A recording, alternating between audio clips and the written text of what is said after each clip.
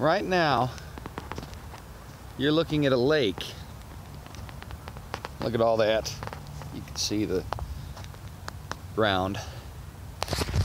Now this lake here that you just saw is full up in summer. And the reason it's not full up right now is because the folks who manage it fill it or deplete it, depending a lot upon the golf course which is nearby. And so those who live here have to pay an HOA. That's a homeowners association fee. And so they actually pay for water that when they buy the house in summer and the good selling season is right up to their back door. But during the cold winter months, it becomes like this. Now, I like the fact that you can walk around it, and I like that the nature's changed and all that. But from your back door, it does have a bit of an eyesore quality to it.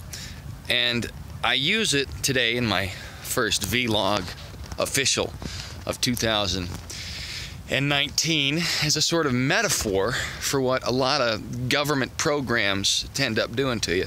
They're sort of bait and switch, as it were. You're thinking that when you buy into a government program that it's going to give you some advantage, something that will allow you to live a better life at a decreased expense. But the reality is you're being sold a full lake, and then when the true budgetary winter comes, you're getting one that isn't nearly what it was sold to be, even though there's still some level of utility and beauty to it. So the point is, you can't have something for nothing. And as a comedian, somebody who's burgeoning and trying to make his way in the comedy world, I see a lot of people who start out and they've got talent and they're good, and they think that right off the bat they should be given acumen and success and money and etc. What they don't realize is that even if they owned a house on this lake, they'd still be paying an HOA for something they can't fully enjoy all the time. Even if they got the success they wanted as an individual trying to be an entertainer, they still wouldn't be able to fully appreciate it as they expected. It's like working out as opposed to doing plastic surgery in order to get the body you like. One way you're going to get real strength, the other way you're just going to get a facsimile, a pseudo strength, something that doesn't actually make you a stronger or a more viable individual. It's better to work hard and find an outcome and have yourself be built into what you need to be than to just stumble into it or inherit it. Now, that's not to say those who don't have that ability, who do stumble into or inherit something, won't do a good job with it. But there's something about hardship that makes you better. Now, I'm sorry if this isn't very funny. Doing a vlog isn't always going to be funny. Funny in terms of comedy that you see in a stand-up sense usually requires a bit of forethought. You got to think about things. You can't just stumble into them. Okay, I did it on purpose, sorry. You can't just stumble into them and expect them to work out. No, you've got to work at it. A 1 hour set where the comedian makes you laugh every 5 seconds, he's rehearsed that through hundreds of clubs, hundreds of backroom bars. There's a comedy show in LA that takes place in the back of a storage truck, and you got to pay to do it, and you have to stick around for the whole show. I love what my eyebrow's doing there. It's great.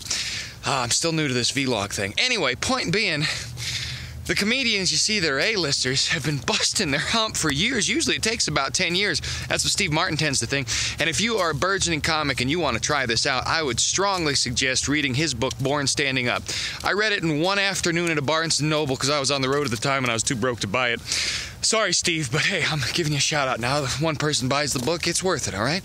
But yeah, it's really good. It teaches you a lot of things. He knew what he was talking about. And a lot of these comedians who make it, they're real nice folks. And it's not just about comedy. It's the same in art. It's the same in music. It's the same in writing.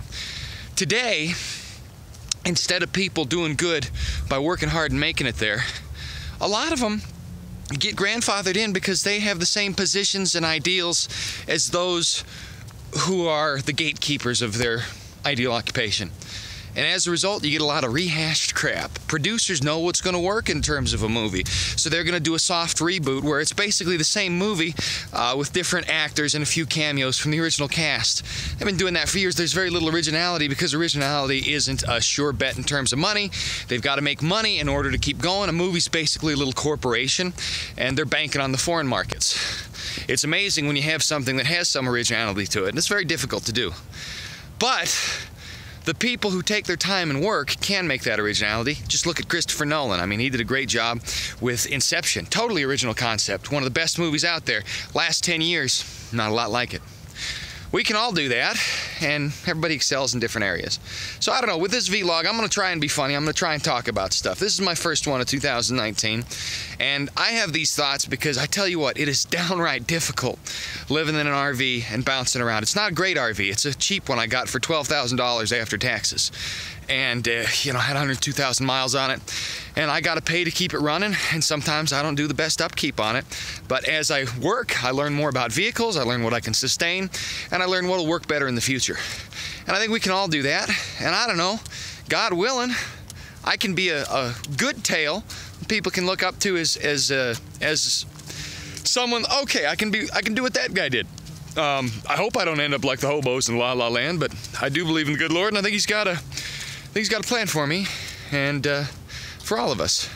And the key is, sometimes it's harder than you expect.